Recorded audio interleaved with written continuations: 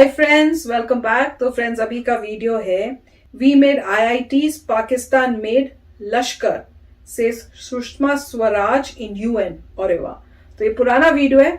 Really miss her. उनकी speeches बहुत कमाल की होती थी, जैसे वो बोलती थी ना, इतने दमदार बोलती थी। तो चलो सुनते हैं ये वाला वीडियो। तो वीडियो शुरू करते हैं, पर वीडियो शुरू करने से पहले अगर आप चैनल पर नए हो और आपने अभी तक सब्सक्राइब नहीं किया तो जल्दी से पहले सब्सक्राइब के बटन और बेल आइकन को क्लिक कर लो, ताकि आपको हमारे सारे न्यू वीडियोस के नोटिफिकेशन मिल जाएं जैसे हम अपलोड करें। अगर आपको वीडियो पसंद आता है please like and share. And हमारा दूसरा चैनल, ट्विटर, इंस्टाग्राम अकाउंट, सबके डिटेल्स है डिस्क्रिप्शन बॉक्स में, उनको भी सब्सक्राइब और फॉलो कर लेना। चलिए शुरू करते हैं। परसों इसी मंच से बोलते हुए पाकिस्तान के वजीर आजम शाहिद खाकान अब्बासी ने भारत पर तरह तरह के इल्जाम लगाए। हमें स्टेट स्पॉन्सर्ड टेररिज्म फैलाने का गुनहगार भी बताया और मानवाधिकार उल्लंघन का आरोपी भी। जिस समय वो बोल रहे थे तो सुनने वाले कह रहे थे, लुक हु इज टॉकिंग। जो मुल्क हैवानियत की हदें पार करके सैकड़ों बेगुनाहों को मौत के घाट उतरवाता है, वो यहाँ खड़ा होकर हमें इंसानियत का सबक सिखा रहा था, हमें मानवाधिकार का पाठ पढ़ा रहा था। पाकिस्तान के वजीर आजम ने कहा कि मोहम्मद अली जिन्ना ने पाकिस्तान को शांति और दोस्ती की विदेश नीति विरासत में दी थी। मैं उन्हें याद दिलाना चाहूंगी कि मोहम्मद अली जिन्ना ने शांति और दोस्ती की नीति विरासत में दी या नहीं थी, ये तो इतिहास बहुत अच्छी तरह जानता है। लेकिन ये एक सच्चाई है कि प्रधानमंत्री मोदी ने शांति और दोस्ती की नीयत जरूर दिखाई थी। उन्होंने सारे रुकावटों को पार करते हुए दोस्ती का हाथ आगे बढ़ाया, किंतु कहानी बदरंग किसने की, अब्बासी साहब इसका जवाब आपको देना है, मुझे नहीं। वो यहाँ खड़े होकर संयुक्त राष्ट्र के पुराने प्रस्तावों की बात भी कर रहे थे, पर क्या उन्हें याद नहीं कि शिमला समझौते और लाहौर डिक्लेरेशन के अंतर्गत हम दोनों देशों ने यह निर्णय किया है कि हम आपसी मसलों को इकट्ठे बैठ करके हल करेंगे, किसी तीसरे की मध्यस्थता स्वीकार नहीं करेंगे।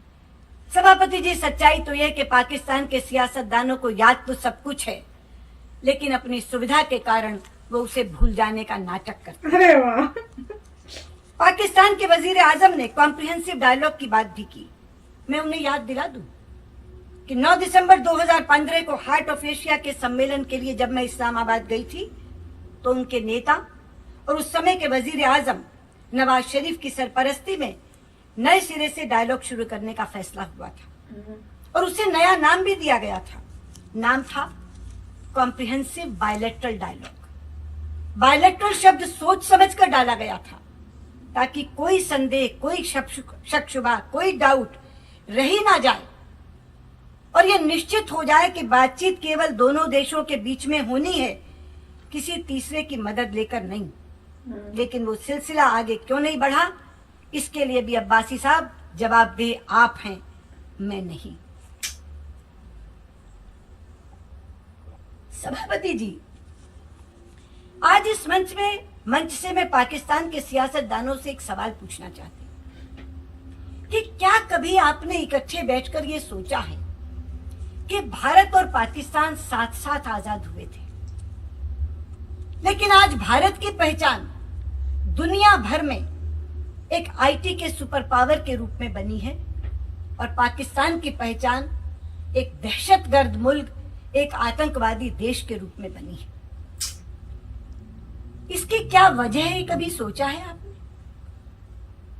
एक ही वजह है कि भारत ने पाकिस्तान के द्वारा दी गई आतंकवाद की चुनौतियों का सामना करते हुए भी अपने घरेलू विकास को कभी थमने नहीं दिया। 70 वर्ष के दौरान अनेक दलों की सरकारें आईं, लेकिन हर सरकार ने विकास की गति को जारी रखा।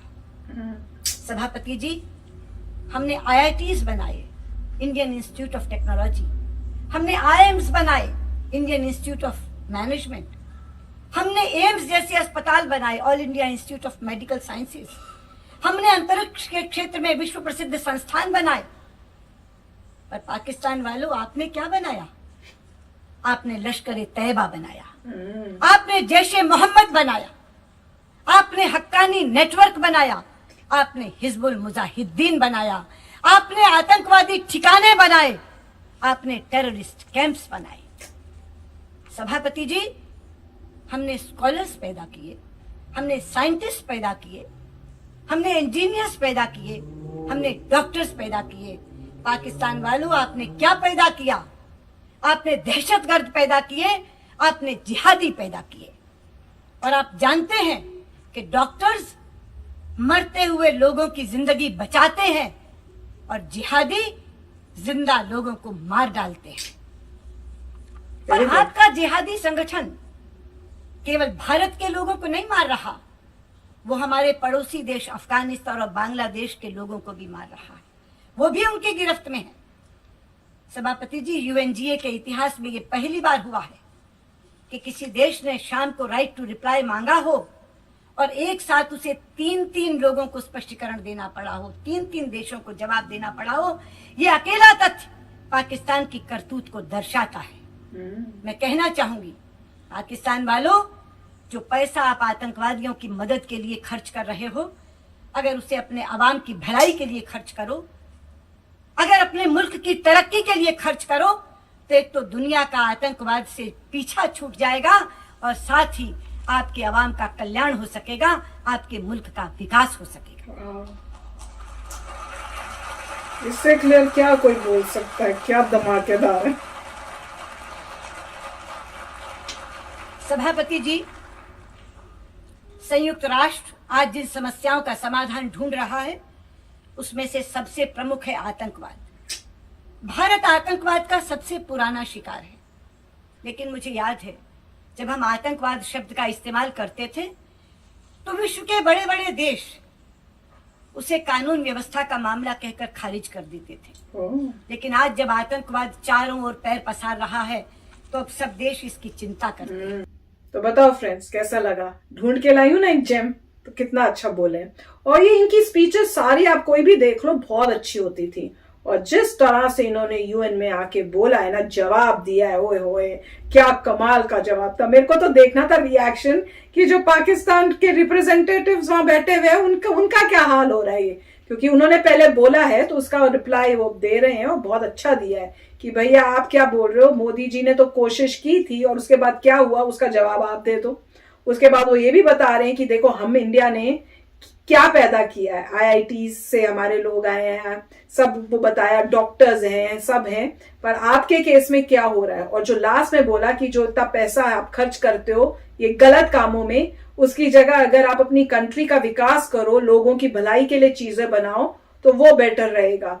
और ये भी बताया कि आप लोग इतना टेररिज्म क्रिएट करते हो, प्रॉब्लम्स क्रिएट करते हो इंडिया के लिए, वो इंडिया उसको भी झेल रहा है, पर साथ साथ में उसने अपनी अंदर की तरक्की कंट्री की उसको कभी नहीं छोड़ा। और इस वजह से अब आप डिफरेंस देख रहे हो दोनों कंट्रीज के बीच में, प्रोग्रेस में। और बात बिल्कुल सच बोल रही है, कोई ऐसे नहीं, वो ऐसा नहीं है कि बात को बढ़ा चढ़ा के बता रही है। जो सच्चाई है उसको बहुत क्लियरली, बहुत अच्छी तरह से उन्होंने जवाब दिया है। इट वॉज अमेजिंग, सुन के बहुत मजा आ रहा था। और सच्ची में इनकी इस टाइप की स्पीचेस अब मिस करते हैं हम। राइट, अब मजे की बात यह देखिए, बहुत ही गट्स चाहिए। राइट, आपको ये बोलने के लिए बहुत ही गट्स चाहिए और उन्होंने बहुत ही अच्छे तरीके से एक्सप्लेन किया है, साफ साफ, घुमा फिरा के नहीं। कि कुछ लोग जो होते हैं वो चाहते हैं कि चलिए मैं बोल देता हूँ मगर मैं इस तरह से बोलूँगा अगले को बुरा ना लगे, या वो बोलते हैं बोलो क्या फ़ायदा टेंशन लेने का, क्या फ़ायदा करने का। बहुत अच्छा काम किया है कि सीधे सीधे स्ट्रेंथ दिखाई है इंडिया की, साफ साफ बात की है, साफ साफ शब्दों में सीधी बात की है। देखो तुमने ये किया, हमने ये किया है, तुम्हें इसके बारे में सोचना है। और पहले जो है हम बोलते थे कोई सुनता नहीं था, अब जो हर जगह पहुंच गई है तब लोग सुन रहे हैं। हर कंट्री और का भी एग्जाम्पल दिया, हमारी कंट्री ने क्या अचीव किया और आपने क्या किया है। बहुत ही अच्छे तरीके से बोला है। मुझे सिर्फ ये पता नहीं है कि अब जो है कौन इस पोजीशन पे आया है, रिप्रेजेंट कर रहा है इंडिया को, जो इसी तरीके से अब बोल रहा है। चाहिए तो इसी टाइप से कोई जो अब उनके जो भी अब आता है और रिप्रेजेंट करता है इंडिया को, उसको भी इस तरीके का शातिर होना चाहिए और साफ साफ बात करनी चाहिए। बिल्कुल। और अपनी लैंग्वेज में बात करनी चाहिए। बिल्कुल। राइट, और अपनी लैंग्वेज में बात करनी चाहिए सभी नेशन जो है अपनी लैंग्वेज में बात कर रहे हैं। जो भी ट्रांसलेटर है ट्रांसलेट करेगा हर एक को अपनी लैंग्वेज में बात करिए, सीधी बात करिए, बिल्कुल ही आवाज उठाइए। तो बहुत ही अच्छा तरीका था बोलने का, बहुत ही साफ साफ कहा था, वेरी नाइस। अब यही होप है कि जो अब रिप्रेजेंट करता है इंडिया को वो भी ऐसा ही हो। बिल्कुल मुश्किल काम है इनके फुटस्टेप्स को फॉलो करना, पर अगर इनकी स्पीचेस देख लेंगे तो मजा आ जाएगा, उनको भी पता चल जाएगा कैसे कहना है। बहुत अच्छा जवाब था, मजा आ गया। तो चलो फ्रेंड्स चलते हैं, मिलेंगे नेक्स्ट वीडियो में बहुत ही जल्द। Till then take care and bye bye. तो अगर आप मेरे इस चैनल पे नए हो तो जल्दी से सब्सक्राइब के बटन को हिट करो और बेल आइकन को क्लिक करो, ताकि आपको मेरा जब नया वीडियो मैं लगाऊं आपको उसके बारे में जल्दी से पता चल जाए।